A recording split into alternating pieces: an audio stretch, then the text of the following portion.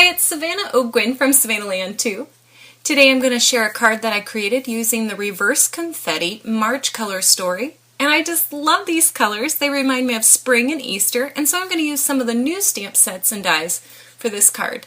I do have a design, but it does end up changing in the end. But my most favorite thing I'm going to share is how to create a stencil using the dies. And so that's what I'm going to do first.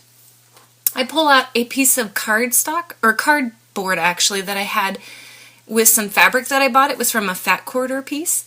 And I'm just folding it in half, and then I'm applying some permanent adhesive on the inside. All I want to do is have these two pieces stick together. And so I'm going to run this through my die cutting machine, and I ran it through a couple of times. And now I ran through some burlap as well using the Tag Me die, and they both cut really, really well. Now that burlap, I did have to cut off a couple of pieces, but that was not a problem. It looks really great. And so finally I just add some fray check to the edge of my tag so that it can keep its shape, because burlap's hard to work with. Now I'm trying to figure out where I want to put my stencil. And I actually flip it over, and you can see through that burlap.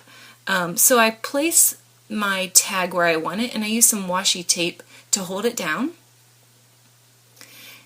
And that little banner is what I wanted to make sure I had enough space for. So I'm checking it to make sure, and you can see here that you can see through the burlap. And I pull out my embossing paste, and this is actually the first time I used it, so I didn't know what I was doing. I was just rubbing it in the stencil and just pushing it through, and I knew if I added more of it I would make the image thicker, and I really wanted a thick design, so I added a lot of embossing paste. And so there's the finished piece, and I think it looks so cute. I just love it. So I'm going to set that to the side. I've checked again to make sure that the banner works, and I'm just going to remove that washi tape. And the reason it doesn't fray the burlap is because I applied that fray check. So good tip for that. Now I'm going to make my card, well, the card base, and I'm going to attach my pattern papers. I wanted to use a neutral background and then some polka dots, but I was thinking about it and I thought that I had all the colors. So I pulled out some gold sequins and I start working on the card, and I think I'm going to use some navy ink from Sukaniko on my banner, but it didn't look as navy as the color story, so Chicken Nitty paper to the rescue.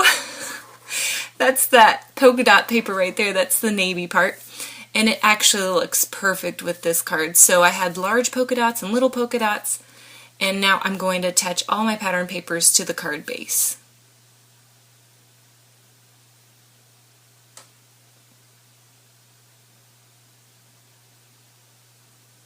And now I'm just trimming off the edges, and now I'm thinking. And because I'm not patient, I pull over my tag and I start using that on it. But I'm very careful so I don't ruin my little embossing paste stencil thing. And I'm working with some ribbon, and I'm deciding if I want to add more details, and I'm thinking some more. And I end up liking what I'm working with. So I apply just a bit of double-sided tape to hold down my ribbon, because in a bit I'm going to stitch it down. So I apply a little bit there, and I decide to cut these into a banner, the edges into a banner, and then I add my pom-pom. But first I'm going to add the hemp twine behind it. It's a long process, but it ends up looking super cute. So here is where I decide to get out my sewing machine.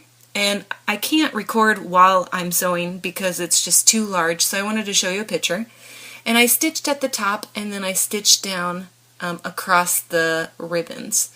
So now I decide that I'm going to add a couple more hemp pieces to my tag. And I'm fussying with the ribbons. As always, my bows never look right. And I decide that I'm going to finally stamp my banner. But first let me work with my tag again. I'm all over the place with this card. I decide that I want to add a little bit extra detail, so I look and look and look, and I decide to add a clothespin, and then I found that little pom-pom from the ribbon, and I thought maybe I could add it as a tail, but it didn't look right. So anyway, long story short, I embossed the banner with gold embossing powder from Imagine Crafts, and now I'm going to attach my tag. Now, do not do what I've done. That embossing paste was not dry, but I decided that I would add it just to the front of it because I couldn't wait for this card for my video. So I was very careful attaching it, and I didn't touch it again, but be very careful and make sure your embossing paste is dry. I just add my banner using some glue, and I'm looking at it, and I think it needs a little bit more, so I decided to add some sequins. I started with gold, but I finished with clear, and that really is the card. It went really quick in the end because I had my design together, but just don't do what I did with your embossing paste. Make sure it's dry. But I do love how this card ended up, and try embossing paste and try die cutting some fabric with your Reverse Confetti dies. So that's it for me today. I hope you will create stencils using your Reverse Confetti dies, and I hope you will join in the fun with the Reverse Confetti March color story. Thanks so much for watching.